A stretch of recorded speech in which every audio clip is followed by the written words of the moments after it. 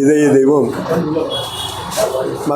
மக்கள் போற்றும் மகத்தான தலைவர், புரட்சி தலைவர் அவர்கள் என்ன நோக்கத்துக்காக அனைத்து இந்திய அண்ணா திராவிட முன்னேற்ற கழகம் என்ற இயக்கத்தை 1972 துவக்கினார்கள்.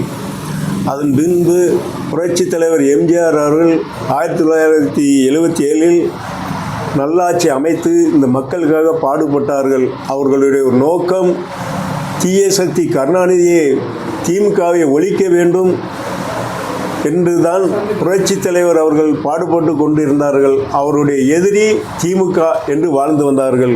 அதன் பின்பு கழகத்துடைய நிரந்தர பொதுச் செயலாளர் புரட்சி தலைவி அம்மா அவர்கள் அவருக்கு பின்பு நல்ல ஆட்சி அமைத்து தீய சக்தி கருணாநிதியையும் திமுகவையும் ஒழிக்க வேண்டும் என்றுதான் புரட்சி தலைவி அம்மா அவர்கள் பாடுபட்டார்கள்.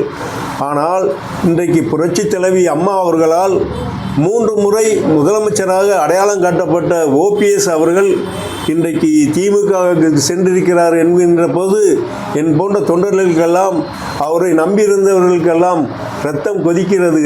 அவருடைய நடைமுறையில் இன்றைக்கு நாங்கள் பார்க்கின்ற போது இப்படிப்பட்ட OPS அன்றைக்கு அம்மா அவர்களுக்கு எப்படி உண்மையான விசுவாசியாக இருந்திருப்பார் என்று எண்ண தோன்றுகிறது.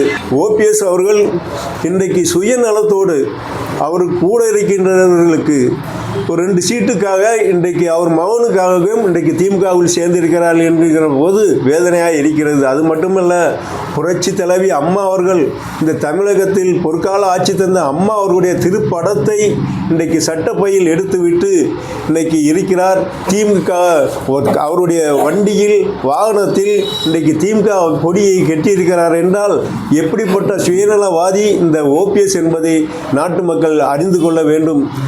கிட்டத்தட்ட ஒரு 5 வருட காலம் அவர் பின்னால் நாங்கள் பயணித்தோம், பல தியாகங்களை செய்தோம். இந்த அவருக்காக ஐயா OPS வாழ்க வாழ்க என்று கோஷமிட்டு எங்கள் தொண்டை தண்ணியெல்லாம் வத்தக்கூடிய அளவுக்கு பாடுபட்டோம்.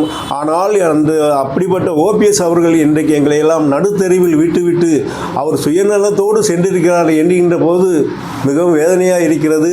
தூத்துக்குடி மாநகரத்தை பொறுத்தவரையில் எங்களோடு பயணித்த கழக நிர்வாகிகளுடன் கலந்து பேசி அடுத்த கட்ட நடவடிக்கை என்ன எடுக்கலாம் என்பதை எங்கள் நிர்வாகிகளோடு கலந்து பேசி தூத்துக்குடி மாநகரம் நல்ல ஒரு முடிவை எடுக்கும்.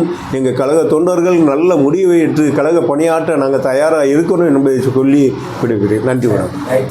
பிளே ஸ்டோர் மற்றும் ஆப் ஸ்டோரில் இருந்து பாலிமர் செயலியை QR கோடு மூலம் பதிவிறக்கம் செய்யுங்கள். செய்திகளை உடனுக்குடன் பெறுங்கள்.